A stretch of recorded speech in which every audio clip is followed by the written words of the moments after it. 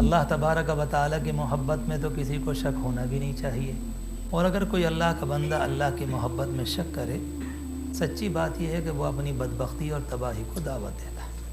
اللہ کو اپنے بندوں سے کتنی محبت ہے، انسان سوچے اور سوچے، بہت سوچے، اس کی گہرائی کو نہیں پہنچ سکتا۔ سمجھانے کے طور پر ایک بات عرض کروں اپنے جوان دوستوں سے، سبق کے طور پر اپنے بزرگوں سے، ہماری اس دنیا میں اگر کوئی بیٹا اپنے باپ کے متعلق یہ سوچے میرے باپ کو مجھ سے محبت نہیں ہے، کیا گزرتی ہوگی اس باپ کے اوپر۔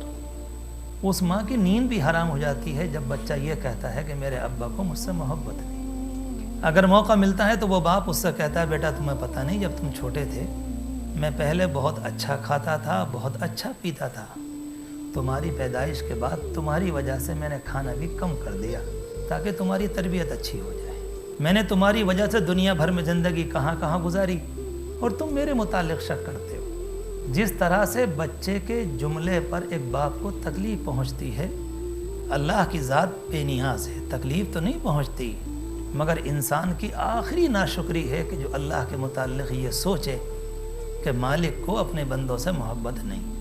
اف اللہ شک فاطر السماوات والارض، کیا تم اللہ میں شک کرتے ہو جو آسمان زمین کا پیدا کرنے والا؟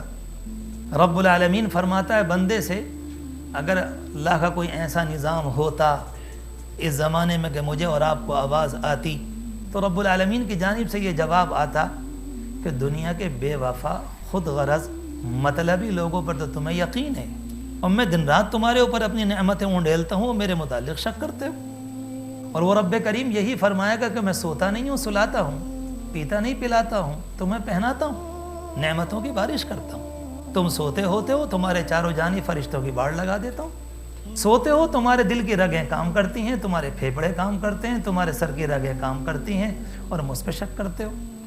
ایسی کوٹ کر وہ اپنے بندوں سے محبت کرتا ہے، ایسی کوٹ کر محبت کرتا ہے کہ انسان سوچے اور سوچے مگر اس کی عطا کو نہیں پہنچ سکتا۔ اللہ کو بہت پیارے بندوں سے رب العالمین نے مجھے اور آپ کو اپنے پیار اور محبت کے نتیجے میں دین اسلام مرحمت فرمایا، یہ اللہ کے پیار کا حصہ ہی تو ہے۔ بہت سے جوان یہ کہتے ہوئے نظر آتے ہیں اس زمانے میں کہ دین اسلام جکڑ بندیوں کا دین ہے، اس کے اندر پابندی زیادہ ہے۔ کہتے ہیں کہ زبان پر پابندی، یہ نہ دیکھو، یہ نہ بولو، یہ نہ سنو، یہاں نہ جاؤ، وہاں نہ بیٹھو، ایسا لگتا ہے کہ جکڑ بندیوں کا دین۔ رب کریم جانتا ہے کہ اگر میں نے اپنے بندے کو اپنی محبت کے اندر نہیں پکڑا تو نہ معلوم کہاں لے جا کر تباہ کر لے۔ اور اللہ اپنے بندے کو اپنی اطاعت اور تابعداری کے ذریعے آہستہ آہستہ اتنی آگے بڑھاتا ہے کہ ایک زمانے میں آگے جا کر وہ رشک ملائکہ بن جاتا ہے، فرشتے بھی رشک کرتے ہیں کہ اللہ اکبر، انسان کا یہ مقام اور انسان کی یہ ہستی، اتنی آگے اللہ کا بندہ پہنچ جائے۔ رب العالمین نے ایک جملہ فرمایا تھا اس زمانے میں فرشتوں کے جواب میں کہ اللہ آپ اس مخلوق کو پیدا کر رہے ہیں، یہ کرے گی، یہ کرے گی، یہ کرے گی۔ رب العالمین نے فرمایا انی اعلم ما لا تعلمون، میں جانتا ہوں وہ تم نہیں جانتے۔ اللہ نے اتنے خزانے انسان کے اندر چھپائے ہیں، اتنا شاندار بنایا ہے، شاہکار بنایا کہ رب العالمین خود فرماتا ہے لقد خلقنا الانسان فی احسن تقویم، ہم نے انسان کو بہت شاندار بنایا۔ کچھ دیر کے لیے ذرا غور کریں کہ اللہ کے انعامات ہمارے اوپر کیسے کیسے، ہر چیز پر غور کریں گے تو اندر سے شکر نکلتا ہے۔ اپنے ہاتھ پاؤں پر غور کریں، اپنے چہرے پر غور کریں، اپنے نابینا نہ ہونے پر غور کریں، اپنے لولے لنگڑے نہ ہونے پر غور کریں، اپنے جزامی نہ ہونے پر غور کریں، اپنے کوڑی نہ ہونے پر غور کریں، اپنے جانور کے نہ بننے پر غور کریں۔ میرے مالک ربنا ما خلقت ھذا باطلا، آپ نے بیکار پیدا نہیں کیا، آپ نے بہت پیارا بنایا ہے۔ جو نابینا ہوتا ہے وہ بھی تو کسی ماں کی اولاد ہوتا ہے، اس ماں سے معلوم کرو کہ کس طرح سے پرورش کرتی۔ جس بیچارے کے ٹانگے نہیں ہوتے وہ بھی تو کسی باپ کے ہاں جنم لیتا ہے۔ رب العالمین نے مجھے اور آپ کو یہ نعمت دی، رب العالمین نے بغیر ہاتھ کا نہیں بنایا۔ کتنے بچے دنیا کے اندر پیدا ہوتے ہیں ان کے یہ ہونٹ نہیں ہوتے، اللہ کا شکر ہے میرے اور آپ کے ہونٹ بھی ہیں، الحمدللہ۔ میں عرض کرتا ہوں ایک نعمت پر بھی اگر غور کریں گے تو سچی بات یہ کہ اگر دل میں حرارت اور گرمی پیدا ہو گئی تو پوری رات نیند نہیں آئے گی کہ اللہ ہم نے تو کبھی غور بھی نہیں کیا تھا کہ اس مسئلے پہ یہ بھی کوئی نعمت ہے۔ کیا شاندار پیارا نظام ہے انسان کے چلنے کا، کنکری آ جائے تو معلوم ہو جاتا ہے، کوئی پیچھے سے دھکا دے دے تو ہمارے پنجے ہمیں روک لیتے ہیں۔ عجیب و غریب رب العالمین کا نظام ہے، اور اللہ تبارک و تعالیٰ یہ چاہتا ہے کہ میرا بندہ شکر گزاری کی زندگی گزارے۔ اور کیا انسان بدلہ دے گا رب العالمین کو؟ اپنی جانب سے تو کچھ بھی نہیں، بس تابعداری۔ اس لیے رب العالمین کو یہ پتا ہے میرے اور آپ کے متعلق اگر بندے کو بندے کے حوالے کیا، یہ اپنے آپ کو اور تباہ کر لے گا، یا کچھ نہیں کر سکے گا۔ رب کریم نے مجھے بنانے کے لیے ایک پیارا نظام دیا ہے دین اسلام کا، جگڑ بندیوں کا نہیں، میری اور آپ کی ترقی کا، میری اور آپ کی معراج کا، میری اور آپ کی بلندی کا، رب العالمین سے قریب ہونے کا، ایک حسین ترین انسان بننے کا۔ مسجد کے اندر پورے اطمینان سے آپ سے کہہ کر جا رہا ہوں، دین اسلام کا ایک حکم بھی ایسا نہیں ملے گا جس کا تعلق عالم آخرت سے ہو اور اس کا تعلق دنیا سے نہ ہو، ایک حکم بھی نہیں ملے گا۔ ایک ہی وقت میں انسان اللہ سے قریب ہوتا ہے، ایک ہی وقت میں دنیا بھی بنتی، ایک ہی وقت میں دنیا کا معاملہ بھی ہے، اور ایک ہی وقت میں رب العالمین کی رضامندی بھی۔ اللہ کے بندے نماز پڑھنے کے لیے آتے ہیں، ایک ہی وقت میں نماز بھی، ایک ہی وقت میں تابعداری بھی، ایک ہی وقت میں خدا کے سامنے شکرانے کا سجدہ بھی، ایک ہی وقت میں اپنے آپ کو نیچا کرنا بھی، عاجزی بھی آتی ہے، مسکنت بھی آتی ہے، اپنے آپ کو کچھ نہ سمجھنا بھی آتا ہے، اور انسانوں کی ہمدردی بھی آتی۔ ابن کثیر رحمۃ اللہ علیہ نے لکھا ہے کہ جب صحابہ کرام نماز پڑھنے کے لیے فجر کی آیا کرتے تھے تو بعد اللہ کے بندے جن کے حالات اچھے تھے اپنے ہاتھ میں کھجوروں کا ٹکڑا لے کر آتے، کھجوروں کا خوشہ لے کر آتے، اور مسجد نبوی کی دیوار کے پیچھے لا کر لٹکا دیا کرتے کہ ہمارے جو ساتھی کمزور ہیں، رات بھوکے ہونے کے حال میں گزاری، نماز کے بعد ان کو استعمال کر لیں۔ ایک ہی وقت میں امت کا خیال بھی ہے، اور ایک ہی وقت میں رب العالمین سے راضی کرنے کی، اس کو راضی ہونے کی، اور اپنے آپ کو اس کے قریب کرنے کی کوشش بھی۔ میں نے ابھی آپ سے عرض کیا کہ دین اسلام کا ایک حکم نہیں ملے گا جس کا تعلق صرف آخرت سے ہو۔ اللہ نے اتنا پیارا دین دیا ہے، عظیم الشان دین، جو انسان کو بنائے اور نکھارے۔ بہت بڑی مقدار وہ ہے جو بر صغیر کی الحمدللہ یہاں پر آئی ہوئی ہے، ہندوستان سے، دیگر علاقوں سے، پاکستان سے۔ کبھی آپ تنہائی میں سوچیں کہ ہندوستان کے اندر ایک الزام ہے اس زمانے میں کہ باہر کے لوگ آئے اور آ کر دعوت دی اور زبردستی اسلام پھیلایا اور زبردستی مسلمان کیا۔ دنیا کے اندر جو ہزاروں باتیں ہوتی اس میں ایک بات یہ بھی لوگوں کو نہیں معلوم، پہلی مرتبہ جب مسلمان یہاں پر ہمارے ملک کے اندر آئے تھے، سب سے پہلی مرتبہ آئے نہیں تھے، بلائے گئے تھے، آئے نہیں تھے، بلائے گئے تھے۔ سندھ کے علاقے سے کچھ مسلمانوں کی جماعت گزر رہی تھی، اور یہ دور صحابہ کے کچھ زمانے کے بعد کی بات ہے۔ کچھ لڑکیوں نے دیکھا کہ کچھ عجیب و غریب نوجوان جا رہے ہیں جن کی نگاہ زمین سے نہیں اٹھتی، عجیب و غریب پیاری چال چلتے ہیں۔ ان کی تو چال بھی کچھ اور ہے، یہ اپنے آپ متکبرانہ چال نہیں چلتے۔ جب یہ کسی سے کوئی بات معلوم کرتے ہیں، کوئی جواب دیتے ہیں، تو زبان میں اکھڑ پن نہیں ہوتا، ان کی زبان کے اندر لینت ہے، ان کی زبان کے اندر نرمی ہے، ان کی زبان میں مٹھاس ہے۔ اگر کسی سے بات کرتے ہیں تو ایسا لگتا ہے کہ دلوں کو گرفتار کر لیتے ہیں۔ ایک لڑکی آگے بڑھی اور کہا کہ آپ کون ہیں؟ کہا ہم اللہ کا شکر ہے مسلمان ہیں۔ کہ کہاں سے آئیں؟ کہ ملک عرب سے آئیں۔ کہ کیسے آئے؟ آپ کے ملک کے اندر آئے اپنے تجارت کا سامان لے کر۔ آپ بڑے پیارے نوجوان معلوم ہوتے ہیں۔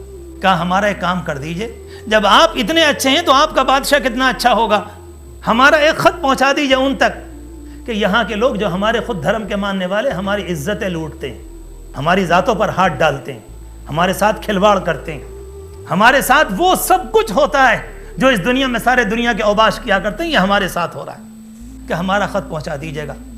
خط یہاں سے پہنچا، اس قافلے نے پہنچایا، اور اس قافلے نے خط کو پہنچاتے پہنچاتے اس زمانے میں حجاج کی حکومت تھی، وہاں پہنچا، اور وہاں سے آنن فانن جواب آیا، محمد ابن قاسم رحمۃ اللہ علیہ کے نام ایک قافلے کو لے کر جاؤ، اور انسانوں میں کچھ لڑکیوں کی عزتوں پر ہاتھ ڈالا جا رہا ہے کہ جاؤ ان کو جا کر بچانا۔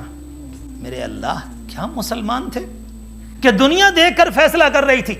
عبادات کا ایک عجیب و غریب پہلو میرے اور آپ کے ذہن میں ہے، مگر ایک بہت بڑا پہلو جو میری اور آپ کی نگاہوں سے اوجھل ہو گیا۔ میں سچ عرض کرتا ہوں آپ سے، عبادات ایک ہی وقت میں بندے کو بناتی بھی ہیں، ترقی بھی دیتی ہیں، ان کے اخلاق کو بھی سنوارتی۔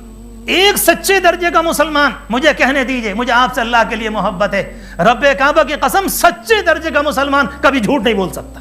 ایک خدا کا عاشق کسی انسان کی غیبت نہیں کر سکتا، ناممکن ہے۔ یہ کہاں سے نصیب ہوئی؟ ماں کے پیٹ سے نہیں ملی۔ رب العالمین نے نماز کے ذریعے یہ تحفہ رکھا ہے۔ جب خدا کے سامنے عاجزی کے ساتھ اپنی پیشانی کو ٹیکتا ہے تو یہ تمام صفات بندے کے اندر منتقل ہوتی۔ اکیلا مسئلہ سجدے کا نہیں ہے، اکیلا مسئلہ نماز کی ادائیگی کا نہیں، بلکہ اس کے پیچھے روحانیت کی مضبوطی، انسانوں کی ترقی، انسانوں کو خدا سے قریب کرنا، انسانوں کا والہانہ تعلق رب العالمین سے جو نصیب ہو جائے، وہ عجیب و غریب بندے کو ملتا ہے۔ اس لیے تو صحابہ کرام کے متعلق آتا ہے، ان اللہ کے بندوں کی تو عجیب و غریب بات تھی۔ کسی دنیا کے بادشاہ نے کہا کہ جاؤ صحابہ کرام جو کہے جاتے ہیں مسلمانوں کے نمائندے، ذرا ان کا حال تو دیکھ کر آؤ۔ وہ اللہ کا بندہ آیا اور آ کر پورے سماج میں گھوما اور معاشرے میں ٹہلا، اور ٹہلنے کے بعد جب واپس گیا تو اس نے اپنے بادشاہ کو جا کر رپورٹ یہ دی کہ میں نے تو عجیب و غریب سماج دیکھا، بکا باللیل و بسام بالنہار، رات کے رونے والے، دنوں کے مسکرانے والے۔ بولے مجھے ایک نہیں ملا جو ٹینشن کا مارا ہوا ہو، مجھے ایک نہیں ملا جس کی آنکھیں سرخ ہوں، مجھے ایک نہیں ملا جو اپنی بیوی سے غصے میں بات کرتا ہو، مجھے ایک نہیں ملا جو اپنے باپ سے بے احترامی کی بات کرتا ہو، مجھے ایک اللہ کا بندہ نہیں ملا جس نے کبھی غلط کسی کو جواب دیا ہو، مجھے ایک نہیں ملا جس کے لہجے کے اندر پھوہڑ پن ہو، مجھے ہر ایک پیار کے پھول برساتا ہوا ملا کہ بکا باللیل، جب رات میں کھڑے ہوتے ہیں تو خدا کے سامنے آنسو بہاتے ہیں، اور جب آپس میں بات کرتے ہیں تو بسام بالنہار، دن میں مسکرا کر بات کرتے ہیں۔ اور ان اللہ کے بندوں کے پاس تو کچھ بھی نہیں تھا، سچی بات یہ ہے، کچھ بھی تو نہیں تھا۔ اس زمانے میں مسکراہٹ کا تعلق لوگوں نے کر دیا ہے کاہے سے؟ دنیا کے اسباب سے، کہ اگر دنیا کے اسباب زندگی ساتھ ہوں گے تو ہم مسکرائیں گے، ہم مسکرائیں گے نہیں، ہمارے دلوں میں آگ لگتی ہے۔ اس زمانے کے 30-40 مکانات کے جوتے جوڑ لیجئے عورتوں کے، یہ میرے جوان بیٹھے ہوئے ہیں، ان سے کہنا چاہتا ہوں کچھ دل کی میرے اپنی باتیں۔ اس زمانے میں 30-40 مکانوں کے جوتے جوڑ لیجئے عورتوں کے، پورے مدینہ منورہ کی عورتوں پر اتنے جوتے نہیں تھے جو اس زمانے میں 30-40 مکانوں میں مل جائیں گے، پورے مدینہ کی عورتوں میں۔ مگر ان اللہ کے بندوں کی مسکراہٹ، آپ علماء کرام سے معلوم کر لیں، مفتیان اعظام سے معلوم کر لیں کہ آپس میں کسی بنیاد پر کبھی کوئی اختلاف ہوا ہو، کہیں غربت کی بنیاد پر کوئی ایک طلاق ہوئی ہو، کبھی کسی اللہ کی بندی نے یہ کہا ہو کہ جس دن سے میں تمہارے گھر میں آئی میری قسمت پھوٹ گئی اور میرے باپ نے تمہارے ساتھ کر کے میرے ساتھ اچھا نہیں کیا، ایک طلاق نہیں ملتی صحابہ کرام کے مجمع کے اندر، ایک نہیں ملتی۔ مسئلہ کیا ہے کہ دین اسلام میں اللہ نے محبت رکھی، اگر کوئی اللہ کا بندہ صحیح طریقے پر ادائیگی کرے گا لازمی طور پر مسکراہٹ آئے گی، لازمی طور پر اخلاق آئیں گے، لازمی طور پر طبیعت بنے گی، لازمی طور پر عاجزی آئے گی، لازمی طور پر اپنے آپ کو نیچا سمجھنا آئے گا، لازمی طور پر رب العالمین کی محبت نصیب ہوگی، مگر شرط اول یہ ہے کہ عبادت کو صحیح طریقے پر ادا کیا جائے۔ حضرت مجدد الفسانی رحمۃ اللہ علیہ، جن کے دور میں دور اکبری کا جو دور تھا، خطرناک فتنے کا دور کہ پورے ہندوستان کا ایمان داؤ پر لگ گیا تھا، اگر اس زمانے میں وہ فتنہ کامیاب ہو جاتا، یہ حسین ترین چہرے دیکھنے کو نہ ملتے، یہ داڑیاں دیکھنے کو نہ ملتی، یہ خواتین کے برقعے دیکھنے کو نہ ملتے، یہ اس زمانے کی عزتیں دیکھنے کو نہ ملتی۔ وہ اللہ کا اکیلا بندہ مست قلندر سرہند کے اندر بیٹھ کر پوری اکبری حکومت کو ہلا کر چلا گیا اور رب العالمین کے دین کی حفاظت کا ذریعہ بن گیا۔ طبیعت کے اندر یہ بات آ جائے، یہ بیٹھ جائے کہ میرے مالک مجھ سے شکر ادا نہیں ہوتا، اسی کو تو شکر ادا کرنا کہتے ہیں۔ ہم اور آپ جو زبان سے کہتے ہیں میرے مالک تیرا شکر اور احسان، یہ الفاظ ہیں، میرے اور آپ کے چہرے پر ایک ہلکی سی کہنا چاہیے کوئی تغیر تبدیلی آتی ہے، یہ ہمارے کہنے کا اسٹائل ہے۔ اصل شکر وہ ہے دل کی گہرائی میں ہو کہ میرے مالک آپ کے اتنے انعام ہیں، آپ بتائیے میں شکر کیسے ادا کروں۔ رب العالمین کی طرف سے اعلان ہوتا ہے میرے بندے تم نے شکر ادا کر لیا، ہم اور کچھ نہیں چاہتے، ہم چاہتے ہیں تم باغی نہ بنو، ہم یہ چاہتے ہیں کہ تم دنیا میں نافرمان بن کر زندگی نہ گزارو، ہم یہ چاہتے ہیں کہ کم از کم ہماری جانب سے منہ نہ موڑو۔ رب العالمین بار بار کلام پاک میں بہت سے موقعوں پر فرماتا ہے میرے بندے مجھ سے منہ مت موڑنا۔ اللہ تبارک و تعالیٰ کو کیا پڑی ہے، اگر ساری دنیا کے انسان بھی ان سے منہ موڑ لیں تو ان کی عزت میں تو کوئی کمی نہیں، مگر قرآن مجید میں فرمایا وَتُوبُوا إِلَى اللَّهِ جَمِيعًا، لوٹ کر اللہ کی طرف آ جاؤ، سب اللہ کی طرف آ جاؤ۔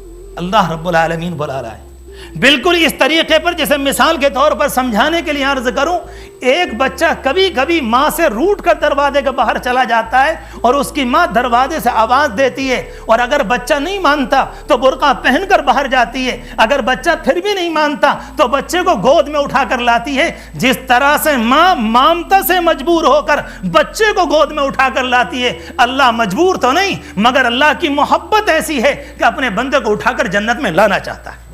میرے بندے تجھے پتہ نہیں تو کہاں جا رہا ہے، تجھے نہیں معلوم میں نے کتنا تجھے شاندار بنایا، تجھے نہیں معلوم میں نے تیرا دل کتنا شاندار بنایا، کتنی شاندار آنکھیں بنائی، میں نے تیرے لیے کیا کیا انتظام کیے، میں کیسے کیسے نعمتیں تیرے اوپر برساتا ہوں، اور تیرا معاملہ یہ ہے کہ تو نے مجھ سے منہ موڑ لیا۔ یا ایھا الانسان ما غرک بربک الکریم الذی خلقک فسواک فعدلک۔ اللہ فرماتا ہے انسان تجھے کیا ہو گیا، کس چیز نے تجھے دھوکے میں ڈال دیا؟ کسی اللہ والے سے، کسی درویش مست قلندر سے ایک جوان نے کہا تھا کہ جی بزرگوار یہ شیطان کیوں بنایا اللہ نے، اگر یہ شیطان نہ ہوتا ہم دنیا میں گمراہ نہ ہوتے، ہم پریشان نہ ہوتے، ہم گناہ نہ کرتے، ہم بڑی اچھی زندگی گزارتے۔ کہنے لگے میاں شکر مناؤ، اللہ نے جو کام کیا بھلا کیا ہے، جب کسی ماں سے جا کر شکایت کرتے ہیں نا کہ تمہارا بیٹا بگڑ گیا، ماں مانتی نہیں ہے، ماں کہتی ہے بیٹا تو اچھا مگر فلاں کی سوسائٹی میں پڑ گیا اس لیے بگڑ گیا، اپنے بیٹے کا الزام دوسرے پر رکھتی ہے۔ وہ بزرگ کہنے لگے کل کو اللہ اپنے بندوں کا الزام میدان قیامت میں ابلیس پر رکھے گا، میرے بندے تو ایسے نہ تھے، اس نے بگاڑ دیا ہے۔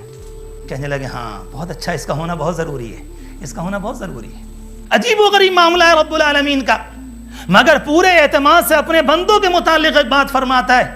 جب شیطان نے آ کر پورے چیلنج کے ساتھ بات کہی تھی کہ میں انہیں گمراہ کروں گا، میں سیدھے راستے پر بیٹھوں گا، میں ان کو اس طرح سے ہٹاؤں گا، میں توحید کی جانب سے ان کے اوپر کہنا چاہیے کہ ڈاکہ ڈالوں گا، میں ہر طرح سے ان کو گمراہ کرنے کی کوشش کروں گا۔